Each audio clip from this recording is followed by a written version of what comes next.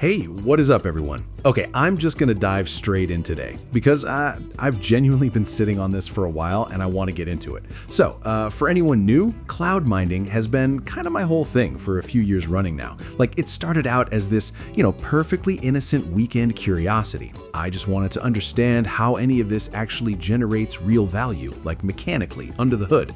And that one question just never really let go of me.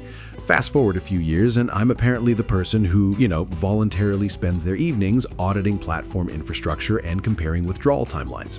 Okay, so anyway, I've had this cloud mining app on my radar for the past couple months, been quietly running it through some real testing, and today I'm just gonna crack it open right here on screen and take you through everything as it actually happens. What cloud mining is, how the whole process unfolds. Nothing staged, just, live. All right, so very first thing out of the gate, I'm tapping Start Mining right over here. Okay, so now it's serving up the coin picker, going with Solana for this run, and just worth knowing this thing is covering pretty much the full major roster, everything you'd realistically want to touch. Okay, so tapping continue with SOL right here. Nice. So now it needs my address. Let me just flip over to my Trust wallet. Okay, got that. And jumping back over here, pasting it right into this box. Good, that's sorted. Okay, so next up, we've got these two parameters, hashrate power and mining speed mode sitting right here. So think of these as your, session intensity settings. One determines how much raw computational weight gets thrown at your run. The other governs the pace the whole operation moves at. And the natural consequence being, push them higher and you're mining faster, but the fee structure adjusts upward to match. So just tune these to whatever actually lines up with what you're trying to accomplish here. Okay. Now I'm dropping in my mining target just here. So this basically draws out your whole roadmap. The crypto amount you're chasing, what that currently translates to in dollars, and a realistic estimate of your timeline. Okay, all of that is reading correctly, pressing Start Mining. And nice. Okay, we're off. All the live numbers are populating right here on screen. So let's just, give it a few minutes and watch it go.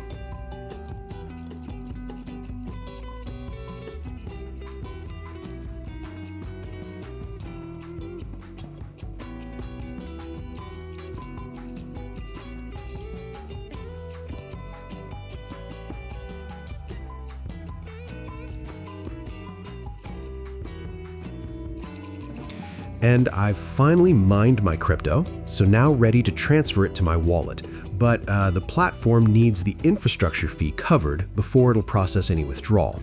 It's all shown right here. So here's the computing clusters that handled the job, plus the pool fee and network transaction costs and all other info. Okay, so now I'm going to pick which coin I want to use for payment. I'll use this one. So I'm choosing this address.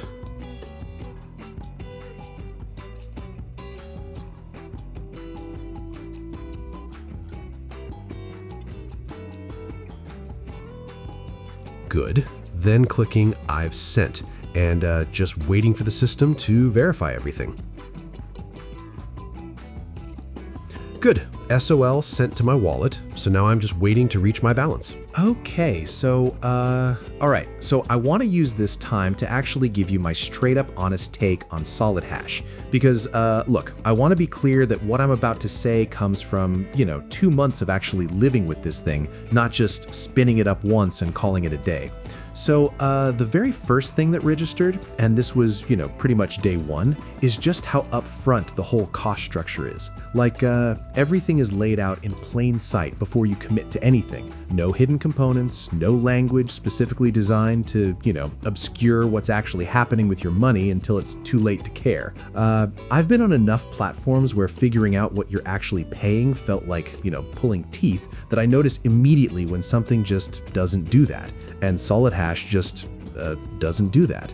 And look, the thing I keep landing on after all of this, the only thing that actually tells you whether a platform is real is going in and finding out for yourself. Like, I can talk about my experience for as long as you'll listen, but, my withdrawals aren't your withdrawals. My support interactions aren't yours. The only data that's ever going to matter to you is the data you collect with your own hands. So go in small, test the withdrawal process yourself, ask support something specific and see what you get back. That's the only due diligence that actually counts, Everything else is just someone else's story. So whenever you're ready to go do that, links down in the description and pinned in the comments. And however it goes, whatever you find, bring it back here. Leave it in the comments. I'll actually engage with it properly. Thanks for watching.